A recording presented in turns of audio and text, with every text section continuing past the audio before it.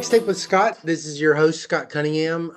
This is a podcast devoted to telling the stories or listening to the stories of living economists and telling an oral history of the economics profession over the last 50 years. This week is a guest who was the editor of my first published paper, Marianne Bitler, professor of economics at the University of California, Davis, research associate at the National Bureau of Economic Research, research fellow at IZA.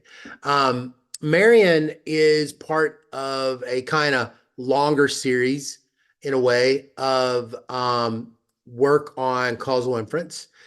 She, as you know, I've been very interested in not just causal inference, but also sort of the social history of it.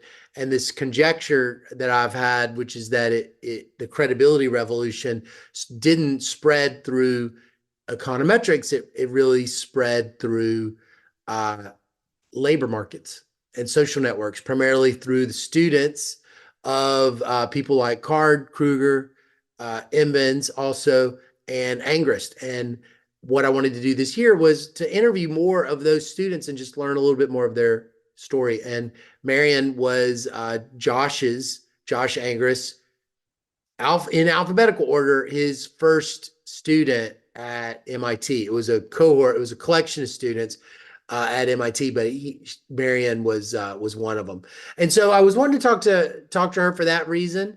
I was also wanting to talk to her because she has a very interesting career trajectory. She went to MIT, did her PhD, but then she went into government first, and then worked her way around into academia, which is kind of interesting that we recently interviewed Wilbert Vanderklau, who went the other direction, started out in academia and then worked his way into government. And so I thought those were kind of interesting stories too, of just, the different ways that economists kind of find their way and find their home, in this career that I thought a lot of people would find really, really interesting. But also Marianne is somebody that I think this idea that one of the drivers of the Economist is not just that they're good at math, although Marianne is excellent at mathematics. And that's been a common theme too. It's not just that you could say that one of the drivers of the reason of the selection of people who become economists is something about an interest in the overall well-being of humanity and a desire to study the public policies that might make it better. The wealth of nations, income inequality. And so Marianne is someone who sorted into a very strong interest, what she calls the floor on consumption, public policies that are aimed at the poorest of the American population. And so it's a pleasure to have her on the show. She's a brilliant economist and a lovely person, and has written very seminal works in applied econometrics that she's also going to tell us about, that I think actually has even played in a lot of relevance even today in this difference in differences literature that's kind of gone through its own revolution the last 5 years. So that's a mouthful, but thank you so much for tuning in. I'm going to turn it over to myself right now and Dr. Bitler as we listen to her story and her career. Thanks a lot. Okay, well, this is a really nice experience to see someone who I've actually never had extended conversations with, but was the editor of one of my very first publications, Dr. Marianne Bitler. Dr. Bitler, thank you. Marianne, thank you for being on the show. Thanks for having me. I'm excited to be here, and also honestly a little intimidated given some of the other folks you've had on, but here goes nothing. Well, tell us, for the sake of the listener, your full title and who pays your paycheck. I'm a professor of economics at UC Davis, and they pay my paycheck. And also, affiliated with the Center for Poverty and Inequality Research at UC Davis. Oh, okay, cool.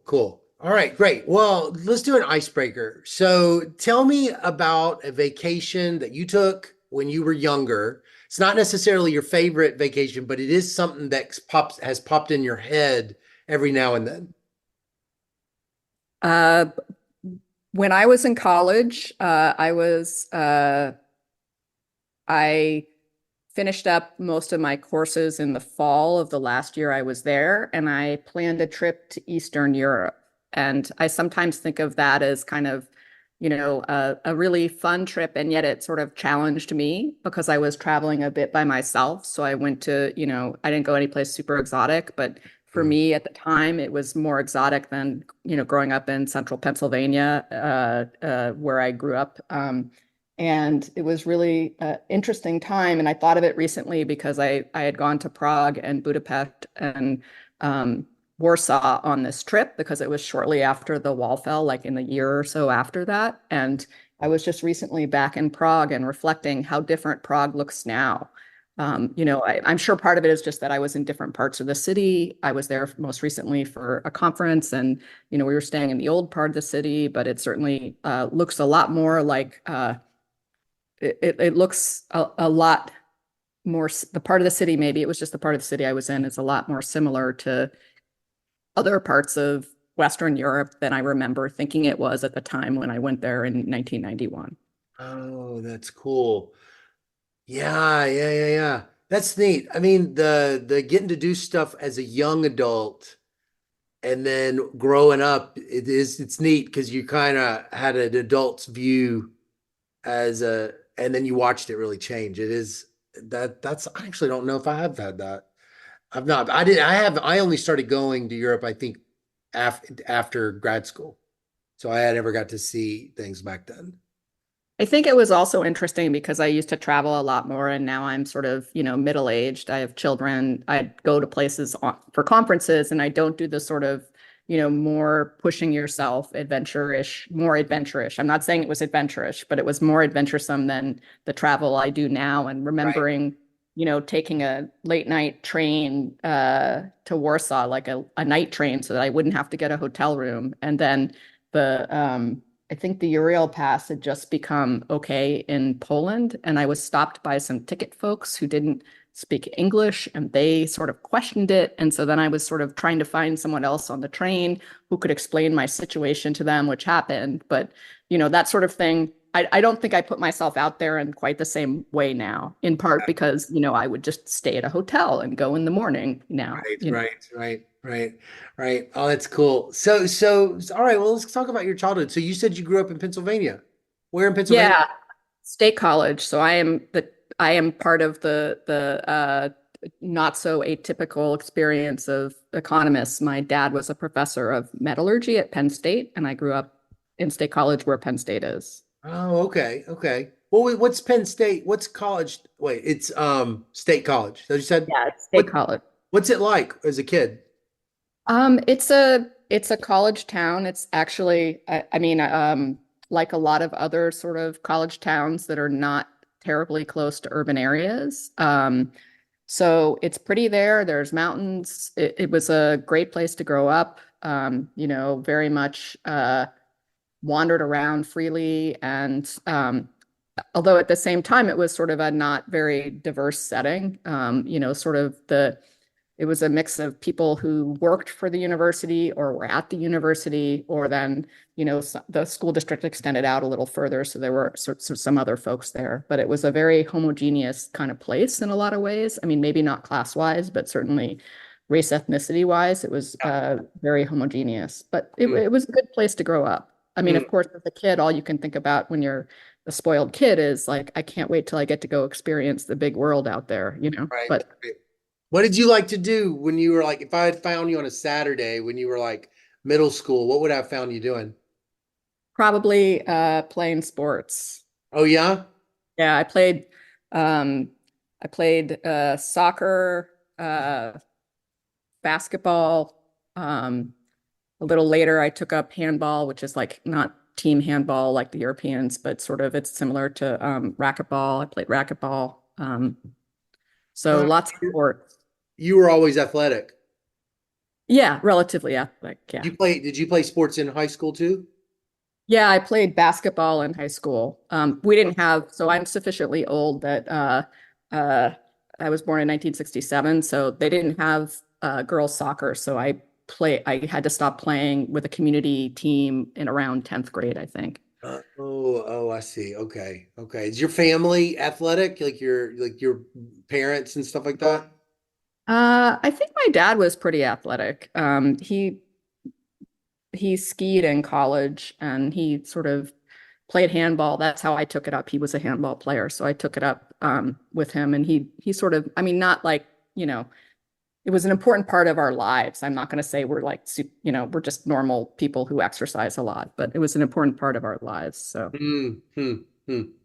Well, so how big was your high school? Was it a pretty big one or small? yeah, I think it was about 2,000 students, Hmm. although it was weirdly split into two buildings, one for ninth and 10th grade and one for 11th and 12th grade. Hmm. Okay. What kind of classes did you enjoy the most back then? Probably my favorite classes were math and history. Oh yeah. Yeah. Yeah. So I took AP history. I loved American history and world history. And then in Pennsylvania, you also got a year of Pennsylvania history, just as I think in most states, you get some Yeah. sort of history that's tailored to the place where you grew up. Oh, I So bet that, yeah. And it's like Pennsylvania has got a big part of the story of America, so it's pretty cool. Um, well, so when you were what would your teachers have said about you as a student back then if they had tried to describe you? I think they would have described me as quiet, but serious. Yeah. Um, uh, I think that probably would have been most of it. I mean, I loved math, so I think I was on the, super nerdy on the math team, Oh, did, you were on the math team? yeah, Yeah. yeah, all of that, those sorts of things. Okay. Okay. Well, so what did you want to be when you grew up in high school? I I think when I finished, I knew I wanted to do some sort of science, but science or math or engineering, but I wasn't sure what. And I actually enrolled in, they had a program called engineering science. Mhm. And then I had my first set of labs, and then it was made clear to me that, the lab part was not my strong point. So I was taking an AE class, and my project, like everybody else's circuit things, looked really nice and well put together, and mine were sort of a train wreck. So I switched to math then, which was more suitable. Yeah. Okay. So was it always kind of like predestined that you thought you would go to Penn State? I think I could have gone somewhere else, but it was at the time I don't know, I think they still offer this, but you got half tuition off if you went to Penn State. And so that sort of made it quite inexpensive to go. Yeah. Yeah. And you know, that seemed like a good option. I think it worked out well for me. It was a sort of very diverse place. So you could kind of have any experience you wanted, but also you could sort of find research experiences, to get a bit more of a sense of what stuff was like. Yeah. And I also think, it was a big advantage I mean, I think it's an advantage for anyone who's going to college, whose family has folks who understand the system, to be able to take advantage of it. But it definitely helped because I sort of understood how to figure out what professors to talk to. All these things that I see a lot of students in my undergraduate classes, they don't quite understand how to take advantage of these things because they don't have the same, advantage of having parents who sort of experience the system. Right. Right. Right. Right. Right. Well, did you take any econ classes at Penn State? I took one one introductory micro or macro course. I think Huh? it was like a combined course actually. And then I helped a friend who was an international relations major. But, for part of the time, I didn't have that much to do because I didn't have very many classes to finish up in the fall when I was getting ready to complete. And I I sat in on her trade class, and helped her sort of pass the trade class. So I really Oh. enjoyed that, sort of the simple trade models. So is Um, that when did you get interested in econ just from that experience, or was it just sort of light? no, it was a little bit different from that. So when I went off to I so after college, I applied to PhD programs in math and history. Um, and it's a lot harder to get supported to get a PhD in history. So I pursued the math uh, path. I went to the University of Minnesota for a year, and I was sort of unsure if it was the right thing for me because it just wasn't around about the world around us. So I You took were a class. already kind of, yeah, because you got this history. I was curious if you got this history side, it's like you're kind of interested in humans and human life, Yes. right? Yes. And Yeah. so I ended up, they have an applied economics, you know, department as a land grant school. And so I took some econ classes over there and I got connected to Ed Green, who was a theorist who taught the sort of first class there. Yeah. And, you know, I sort of realized, okay, I probably don't want to stick this out. And he had connections at the Federal Reserve Board. And so he encouraged me to apply for a research assistantship. And so I applied to be a RA, and then I went off to the board for a couple years, and then I applied to PhD programs. Oh, so you went to the Federal Reserve Board. Yeah, as a research assistant for 2 years. Oh, oh, that's very common. It seems like that's not terribly uncommon now with these pre-docs, but was that common back then to be an undergraduate? Well, you had done this master's. No, I didn't have a master's. I Oh, you just did didn't the, have the master's. yeah. Oh, I don't know about common, but there were plenty of research assistants at the board. I mean, who would come in and, you know, about a third, I think, a third to half would go and get PhDs in economics, and the other ones would go, you know, figure out economics wasn't for them. So people, you know, stayed on, they got stats degrees. More commonly, I think they got law degrees or MBAs after this. mhm. Well, So so there's a cohort of folks that I knew who did that. what do you think about? So, what was sort of the eye-opening experience at the Fed? This was Minnesota. No, no, it was the Board of Governors in DC. So I Oh, was actually working in the monetary studies section, which is in then was in monetary affairs. So they did the sort of uh, forecasts about the you know, the nominal side of things. So it was interesting seeing sort of what was important for policy and sort of this important process of, you know, doing the forecasts every so often before the Federal Reserve Board meetings. And it was also, there was a lot of emphasis on training for the research assistants. So that's sort of where I first got a taste of econometrics. So oh, they had some lectures and they had some resources available for us, and so that was also um, pretty good. And I learned a little bit about you know, programming and some diverse languages. So it wasn't R then, but we used S plus, which oh, was yeah. it's like a commercial version of R. Huh. So you weren't using Stata, you were using, was there Stata back then? I 90. don't know if there was, but everybody, I was in this, you know, macro section. So I think people used rats and Yes. Gauss and Right. then S plus for a lot of things. Oh. Did you find that you sort of had a natural aptitude for programming and working with I data? mean, I I don't I mean I don't know if I would totally the other person in my cohort of RAs was probably originally a better programmer than me. I think I might have caught up by the end of the time, but I think he'd had more experience. He's a finance professor now. Oh, okay. So Actually, he's what? an econometrician. He does time series econometrics and finance. Oh. Chris Jones. Oh, okay. Okay. So you go through, you must go through a bit of a change, from the day one to day zero plus T. What what changes inside you? Because you obviously you decide at the end that you want to become an economist, right? That was not at the beginning what you were thinking, was it? No, I think it was just more you know, I'd always enjoyed math and it had been easy for me you know, I mean, it got progressively a little bit, you know, it got harder over time, but it had always been easy for me and I enjoyed the puzzle aspect, but it was just so removed from the real world. And so I would sort of sit there and listen to NPR and do my homework and sort of be more interested in sort of some of the questions about the world that would come up on, you know, NPR than like, you know, the goal of solving the solutions. I mean, not that everybody finds homework boring sometimes, but Yeah. I think that it just didn't provide enough excitement on its own, sort of. Mm-hmm. Mm-hmm. So that's what led me to want to do economics, because I knew that sort of my math skills would, be valued there relative to some other things. But Right.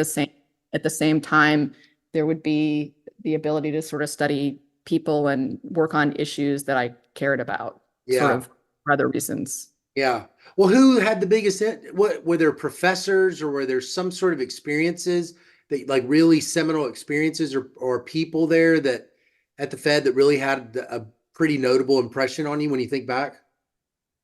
David Wilcox was in my section. He wasn't the section head, but he sort of had a long storied career at the Fed. And then now he's at the Pearson Institute. I think he's still affiliated with the Pearson Institute and of International.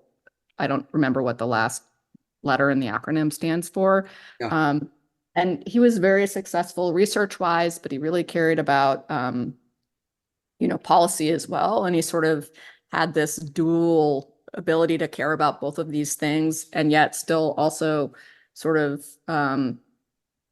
try to be a good mentor to us. I mean, not that the other people in my section weren't good mentors, because they were, but I think he really stood out to me for sort of having this dual interest in policy and in sort of, the field for its own sake. Mm-hmm. Right. So so what year is it when you apply for grad schools? 1993.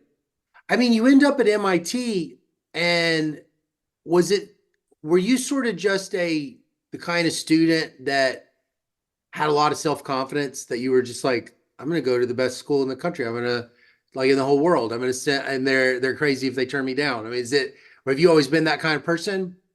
I think you've seen me in other professional settings, Scott. I don't think very many people would describe me as that person, but I think, sort of succeeding up to that point and then being at the Fed, and then the Fed RAs tended to go to very good schools. So I applied to a large variety of schools, including some that I was more sure I would get into, and then some I was less sure that I would get into.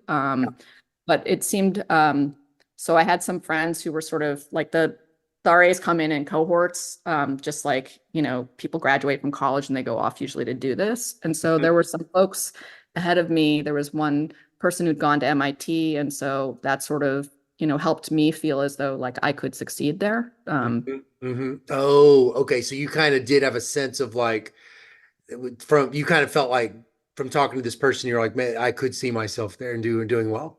Yeah, or at Yeah. least this person who I know who did this other stuff that's like what I do now is successful doing this. Right, right. Well, so what was it like, when you get there? I mean, what's it like as I mean, MIT is the best program in the history of the planet. So like if I stepped foot there, I would just be like wide-eyed. What was it like for you as a first year? So it was sort of a combination of things. So on the one hand, I think the math skills made a lot of the first year much easier for me than it was for many people. On the other hand, my lack of economics, I think, so I think back then you still had to take the economics subject test to get into PhD programs. And so I'd studied a lot for that to try to, get a good enough score, but I certainly didn't have as extensive a background in economics as a lot of the other folks in the program. And so sort of, I think the things I struggled with and the things they struggled with were different. But I also just remember, to that point, I'd always just done all the work. It just had never been a thing where you didn't do all the work. And so I'm sure this is true of every PhD program.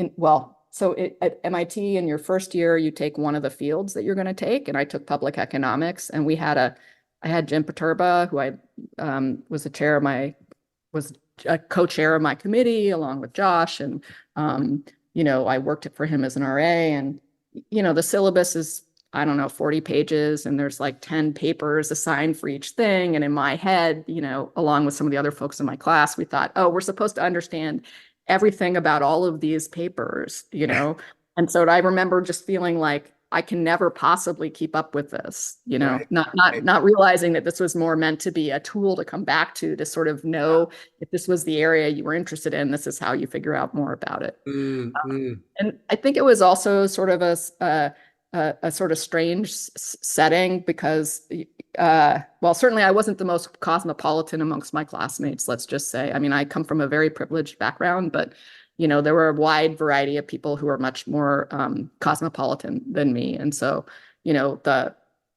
again, I think this came from having come from math, but I took some great advice from some classmates ahead of me when, we had brown bags and you would present work in progress. And they said, memorize the first few minutes of your presentation so that you can give it in this like organized, cohesive way, which would, of course, that probably just wouldn't have occurred to me because I just wasn't as used to, you know, giving oral presentations as a lot of the folks who sort of had done debate and the like. Oh, yeah, yeah, yeah. Okay, okay. But So, it was a great experience too. I mean, it was certainly one of the most intellectual. I think this is true for everybody for grad school. It's one of the most intellectually stimulating times in your life because you're surrounded by people, you're learning a lot. There's other people who are learning a lot. You can learn a lot from the other folks, and then after that, hopefully you maintain some of that with your co-authorship relationships, but it's not going to be like that intense learning that you do in your second and third year of graduate yeah, school. yeah, yeah. Sure, sure. So, why do you pick public? Did you have any priors that would have been the right? What was it about that drew you to it? Because you Uh, had it trade stuff and you got this like really strong math background. You probably could have sorted. You could have, and you're at the Fed. You could have gone to macro. So, what was it about public? I think it was just wanting to sort of understand the programs that the sort of exist to help, means tested programs that exist and social insurance programs that exist to help people and Mm, provide insurance to people. So I sort of knew that a combination of that and then so there's these more micro topics where you can often imagine what the decision makers' choices are. yeah. Maybe not what all the constraints are, but sort of more about studying the social safety net. So I sort of knew pretty early, and I was lucky that I was taking public my first year because that was helpful for this to sort of get this lens on things. Although I also enjoyed my labor courses, obviously. So remind me again, the first year you take public, what year is it? 92, 93, It's 94. 94. And when does the welfare reforms start to happen? So that was already like some of the waivers started in 93, but I don't think I was really very aware of it as a topic then, although I was hearing about it more, say, on the radio in 1996. Uh, So August 1996 is when Perora gets signed. But my dissertation wasn't about that. My dissertation was about two of the papers were about the child support system. mm, Sort of time and money for absent fathers, because obviously if you have to have to pay more child support, you have less time to spend with your children. And yeah. then a paper about labor supply. And Mm. then the third paper was actually on the WIC program, which I've continued to study throughout the rest of my career. So you were just interested in these, I might have called them just anti-poverty programs, but you're kind of calling them like insurance. Was Well, that I right? think I think you can think of them as a floor on consumption. So, they Oh, satisfy this redistribution thing. I mean, I've also, but I mean, part of the program, part of the public course was also a variety of social insurance programs like Social Security. I mean, yeah. so the second course team, uh, was team taught by Peter Diamond and John Gruber. Oh, And sort of so my research is probably closer to what Gruber does than what Jim Paterba is necessarily known for, but yeah. Could he you taught have the tax. could you have predicted like in high school that these would have been your interest? You've got this interest in history, but would you have thought that, yeah, I'm going to be interested in a particular kind of public policy that's very focused on the poorest people in the country, floors on consumption? Is that something now looking back you can sort of see that this was always coming? Maybe a little bit. I mean, I certainly, so in 10th grade, we had a world history class and then in 11th grade, I guess it must have been, we had American history. And I remember being sort of drawn to thinking about a lot of these, question about, the New Deal and sort of the, not so much the war on poverty, but the civil rights era and sort of, other sort of questions that are about like access to various opportunities for everyone. But Mhm. probably not. I think if you'd asked me in high school, I would have said I'd be doing something related to math. Mm. Well, so you've got Josh. I was joking with you earlier that you're like Josh Angers sent me his list of his students, and it was like Marianne Bitler's like number one on the list. But you told me it's not quite accurate. But I was just kind of curious. Alphabetically, I'm probably Yeah, one of the first. alphabetically, that's right. That's right. You and I would have been in the same row in the same class. We would have been, you'd been in that first row, and I'd been in the back of the first row. So okay. Tell me how you ended up hooking up with him since you're doing all this public stuff. I mean, so what was it that drew you to Josh? He'd been there just a couple of years, right? Yeah, I think maybe he'd been visiting part of the time before when I was there. And so then he taught, I mean, he just sort of had this different way of uh well, so I'm trying to think back. So he team taught a course with Steve Pischke that I was later the TA for, even though labor was like one of my minor fields. And I just remember being drawn to this approach of sort of trying to study these questions with these statistical approaches that you could sort of see in the data as well. Sort of that was very enticing. And he's obviously a very charismatic teacher, as anybody who's sort of seen him present. I mean, so I think I really was drawn to the econometric piece of it. Yeah. And it was sort of right in right when he was in the thick of things with Hito and Ruben and sort of developing all these approaches. Yeah. Did you notice it? Like, did you notice that there's something different, like this potential outcomes model, or the way that they're like approaching instrumental variables in this like brand new way? Did it strike you as unusual? Because I mean, it was like you're learning all of it at the same time, so you might not necessarily feel like any of it's particularly novel. It's like it's all novel. No, I think in the first year we sort of had simultaneous equations. And I mean, there's so much material. I mean, I think this is many people's experience. You sort of learn stuff when you're taking your first, year of econometrics, but you don't really absorb everything that you're doing. And then later on, like slowly it became clear that this is a slightly different way of thinking about the world. Yeah. But I think I think that they were staggered because I had labor in my second year. Uh-huh. Um, so it was after I'd sort of had these, core econometrics Oh, so across he's time teaching series. labor. He's not Yeah. teaching econometrics. No, he wasn't. I mean, he taught an applied econometrics course that was like an option, but there was, no, I had Jerry Hausman and Whitney Newey, and then um, a time series course as well. But Yeah. obviously, I mean, we all had to take a time series course. Well, so who were your buddies that were also in your cohort? I know that you and Jonah Gelbick overlap. Who are who are some other people that you've kept up with from that time? I was in the class ahead of me, but we were, both had worked for Jim Turba, and we were friends. So in my class at the time, Annette Vissing Jorgensen, who is now at the Board of Governors, but she was at initially at Chicago and then Northwestern and Berkeley in the finance department. Although she didn't take these same classes. Jeff Kling, he was also the year ahead of me. Uh, Julie Cullen in the year ahead of me. Uh,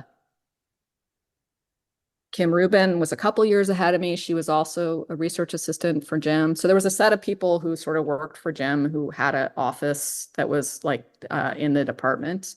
Um, And so, and then behind me, Sudanarski. Mm. Um, Well, did you feel like you were getting all this causal, credibility revolution stuff at that beginning, or did it not feel that way?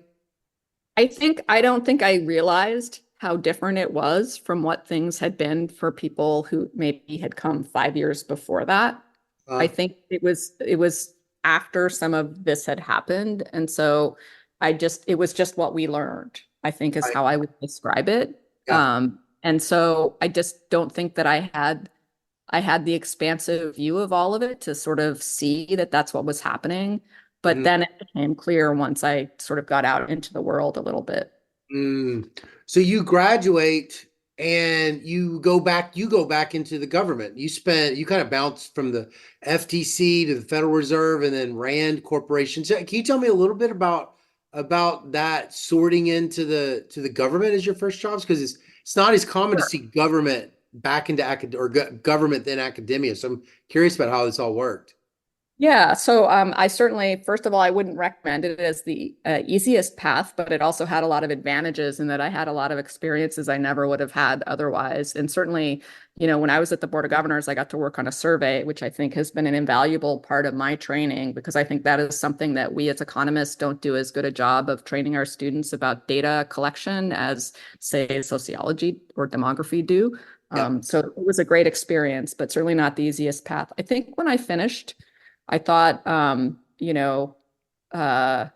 government would be a way to, maybe naively make something of a difference while, still, getting to do things that maybe I cared about. And then I think having not really had a very real job with a real boss before, realized that, you know, well, so first of all, the FTC, there wasn't really a time for research, and I had an interest in sort of continuing some research. And so, I mean, I probably could have found if my interest had gravitated towards more IO topics, I think it would have been fine, but that sort of wasn't so natural for me. Yeah.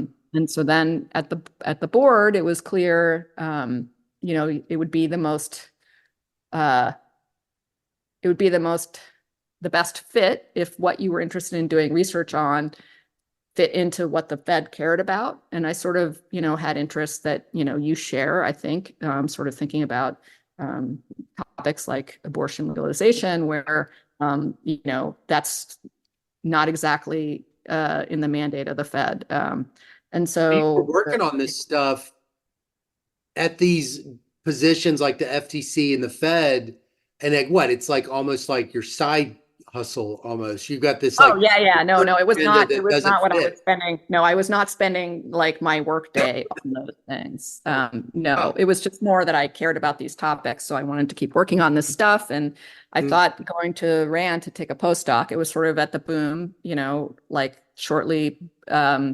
before in the late 2000s, it seemed like a great time to go take a postdoc and then check out the job market again. Oh, Um, oh, okay. so that's how I ended up at Rand. And then I got hired at Rand after that. And then I moved around some more. But have not moved for a while now. Yeah. I've been at Davis since 2015. Well, so this paper, I wanted to talk a little bit about this paper with Jonah and Hillary Hoynes. There's actually a few papers, but I'm thinking of your 2006 AR, What Mean Impacts Miss, Distributional Effects of Welfare Reform Experiments. I'm in a Slack channel with Pedro Santana and Andrew Goodman Bacon, and they talk about this paper a lot. Andrew talks about it a fair amount as being like this paper that he really learned a lot about thinking of heterogeneous treatment effects. And as he kind of tells the story, even of all this two-way fixed effect stuff, these heterogeneous treatment effects. So it's turned out to be your most cited paper. And I was just kind of curious, can you tell it for the sake of the listener, what's this paper about? So I think what this paper does is so at the time that I was learning econometrics, a lot of approaches just were focused on a single beta. So there was no beta I, there was just a beta. And it was a population parameter, and you were trying to estimate it. Right. And in this paper, we made this connection between a simple static model of labor supply in the presence of this strange budget set that the state of Connecticut adopted as part of their welfare reform that has a gigantic notch in it, and what we could estimate. Okay, so the static model predicted that, because there's a notch in the budget set, as you could, what do we think happens when there's a notch in the budget set at the top? Some people will reduce their labor supply in order to become eligible for this bonus payment because the tax rate was 0 on welfare up to this point, and then you lost the entire welfare grant. Okay. Yeah. But if you go further down, people moved from a previous system where they had nearly 100% tax on their earnings to a system where up to the poverty level, they had a 0% tax on their earnings. So the static model predicts that some people should enter the labor market and some people who are working should work more. Okay. Yeah. And so we had experimental data from the state of Connecticut because one thing that was great for research, and I think for what we understand about these programs with the welfare reform is DHHS, I think, decided that they had to evaluate these initial welfare waivers to see whether they were cost neutral. So they did a whole bunch of randomized control trials across different states to test out their welfare reforms. And we used the data from Connecticut, and what we found was exactly this pattern of effects using distributional approaches, using QTE, quantile treatment effects, that is consistent with this static model. And so we found, no effects for some part because there's a lot of this welfare population that doesn't work at all. Then a positive effect of being in the treatment group where you get access to this 0% tax rate with your earnings. And then at the very top, some evidence of reduced labor supply consistent with people reducing their labor supply to qualify for this, windfall benefit. And so there's this connection between this heterogeneity in terms of one's response across different percentiles of the earnings distribution and the static model. And I think that's what made this paper a success for us, was it connected these predictions of the theory with this heterogeneity that we could uncover using this tool, which wasn't brand new.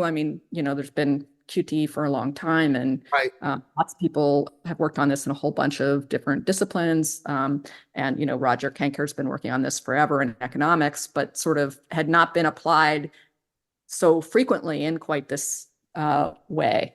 Oh. But I think the connection of the model with the econometrics that sort of made it, work. What in your community of economists, these public economists? So basically, it's like they must be appreciating that there's this static model that would imply all this heterogeneity, and there's a particular econometric model that's kind of not satisfying or something. What was the reaction that people had to the overall paper that you sort of noticed at the time?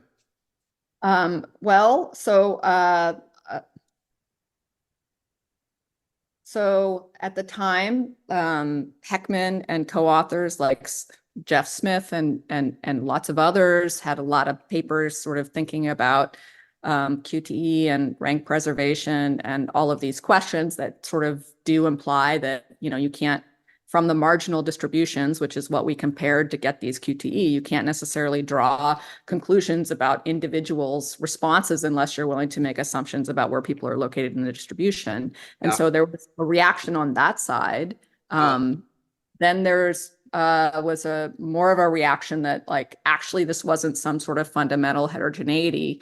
It was probably just that, the people who we thought were, at the top were actually maybe people who had some different set of characteristics. And that actually led to a second restat paper for us, where we sort of tried to take seriously the suggestion that maybe what we were capturing, the suggestion had been, well, if you took the right set of X's, you would find something more akin to constant treatment effects within various subgroups defined by these observable characteristics. Oh, And so Huh. that's what led us to this second paper where we tried to sort of show that that was not the case. And there was just an enormous amount of heterogeneity, within group that swamped a lot of the cross group heterogeneity. And I think that has also been true in other contexts like education settings. I mean, obviously, you only work on so many things, but Right. in many of these different settings, there's just enormous amounts of heterogeneity.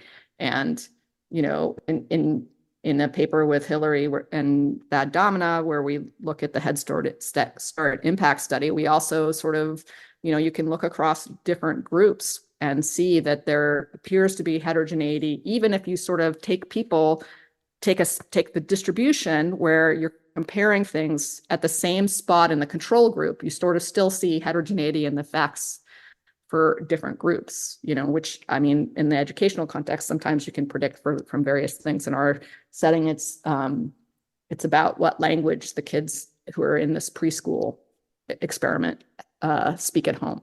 Mm. Well, how do you think, what's the biggest thing you think as a result of those projects, how do you think that you're different or that you think differently as a result of these projects you did with Jonah and Hillary? I think that it has made me try to consider whether theory or the setting might have implications for why you would see various kinds of heterogeneity before starting a project, and to sort of try to think about what's the most suitable approach to a particular question.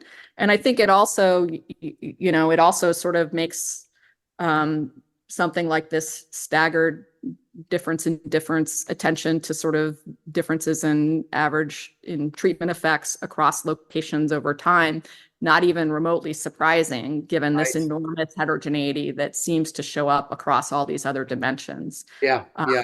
I think that's a natural, thing that has stuck with me about this. You think that this is coming? I mean, you and Jonah both are Josh's student, and he's got this at that time, this local average treatment effect paper, which has heterogeneous treatment effects conceptually in it.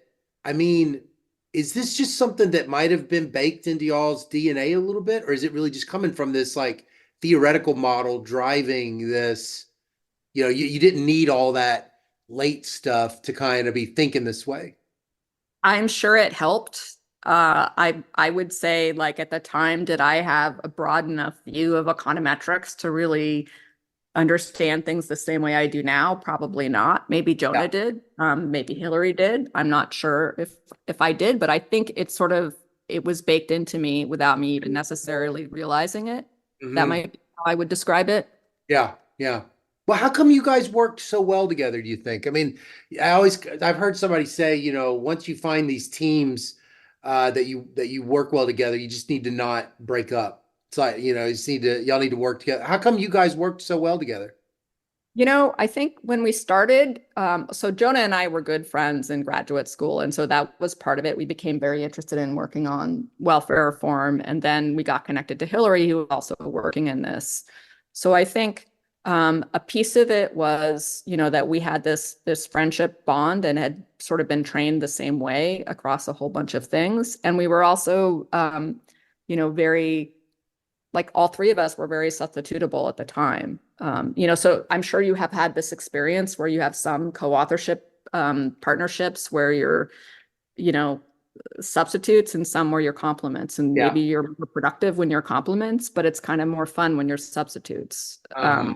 Yeah. So I think at the beginning that was a big piece of it. And we had this substantive interest that also brought us together. And it's certainly helped that Jonah and I were in the same. So this was before Zoom, obviously, but before Skype, when you could do phone calls. And so it was enormously helpful, I think, at the beginning that Jonah and I were in the same location. And then it turned out that, I was moving to Rand, which was in Southern California, and Jonah went to go do a RWJ postdoc for a couple of years. And I spent some of the time, in between places. And so it was easier for us to collaborate, I think, Yeah. just the ability that we were like, neither one of us had children. Hillary had children, but she was living in Berkeley, and Jonah was, in Berkeley. And so that that really reduced the cost of the collaboration. But I really think it was this sort of shared interest in this question. And then also to some extent in like exploring some of these more methodological issues than maybe was the core piece of some of our Oh, man. other welfare reform work. Yeah. Yeah. Then then Jonah decided he wanted to be a lawyer and study civil Lawyer. procedure. And, he still does econometrics, but he's not He so had to, interested in these questions anymore. he broke up the Beatles. He broke up the team. Yeah. But Hillary and I continue to be interested in these means tested programs and have continued to work together for a long time. Okay. It's funny when I was in grad school, I actually only, because I did not study this type of public policy, I really only knew of your work with Madeline Zavadny on abortion. Can you tell me a little bit about the history of that work? Sure. So we were also friends in grad school. Madeline was a couple years ahead of me, and we were both interested in this question. And we started working on it together. And it was my first publication, actually, was in the Journal of Health Economics with Madeline. I'm sure it wasn't her first publication. She has a very active research agenda on immigration, and the minimum wage at the time was what she'd done her dissertation on. But we were again deeply interested in this question in terms of unexpected consequences for women and families and children when you take away access to abortion. And What was the so, policy? What was the policy lever that was being studied? so the first paper was about uh, waiting periods and other restrictions on abortion timing. And so, when Like you Mississippi, mandatory waiting. Is it like Mississippi and a few other states? I can't remember these states anymore. it was policies similar to that, as well Uh, as like some parental Parental restrictions, notification and parental some of the law. other things we studied. Yeah, And, yeah. we combined, so I guess if I were describing my own work, I think there's like also an effort to try to use the tools that are right and to, I mean, everybody does that, but like sorry, let me say it differently. I like learning new tools. Other people maybe don't enjoy that as much. So for me, that's a plus when I get to learn something new for a paper. And, we used a couple different data sets. We used CDC reports of abortions, and we Yeah. also used the Guttmacher Institute ones, and we did some archival work well, maybe not really archival, but we dug up some data on abortions to sort of look at, adoptions to look at the effects of legalization of abortion on on adoptions, which was kind of an interesting question. And then we were led to think about, the effect of restricting access to abortion on child abuse. Oh, wow. Oh, then that's why you handled my paper at Economic Inquiry on foster care. Exactly. Exactly. Oh, okay. Now it's all coming together. Oh, that's neat. Okay. Um, so do you and Madeline still work together? Do y'all still, I mean, with so much, it seems like the abortion literature has just exploded, even more with all the supply side restrictions and even these big changes. Are y'all still working together? No, we sort of the last paper we worked on was about the Medicaid expansions of the late 19 mid 1980s and early 1990s that were in the sort of Curry and Gruber and Cutler papers Uh-huh. on fertility behavior, and we had such a challenging time getting that paper published that I think it sort of maybe soured us both on this sort of some of these questions. Oh, And both of our research, my research has evolved more to be about these safety net programs, with some amount of economic demography still involved, but it's not the main thing that I do. And Madeline's work has moved towards immigration and where she's an expert. right, right, right.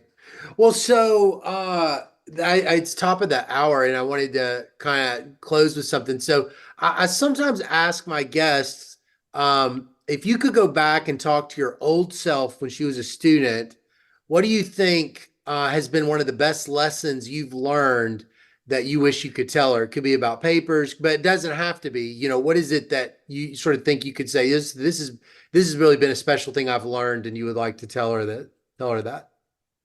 I would go back and say, go spend some time around demographers and sociologists when you're in grad school, which was not something that was, easy to do at MIT.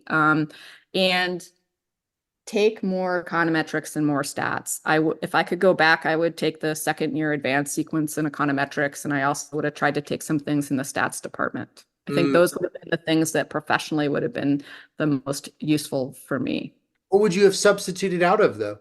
If you had to, I don't know. it's I hard was to, in a hurry. I was like convinced I wanted to be done with graduate school quickly. So I think it would not have been too difficult to stay for a fifth year, and I could have fit oh, in you some of finished that. in 4. Yeah. Oh, got it. Got it. Yeah, yeah, yeah. Yeah. I'm Great. sure I would have also, benefited from another year before going on the job market, but that's not the reason that I say any of this. Yeah, sure. No, no, no. That's right. Yeah. Well, it's so nice to get to talk. I feel like this is such a nice time for us to talk and for you to share your story with me. I really appreciate you being so open about everything. Sure. No, I hope you can winnow this down into an interesting conversation. I I look think forward to so. hearing it. Okay, cool. All right. Well, you have a great day. Dude, thanks.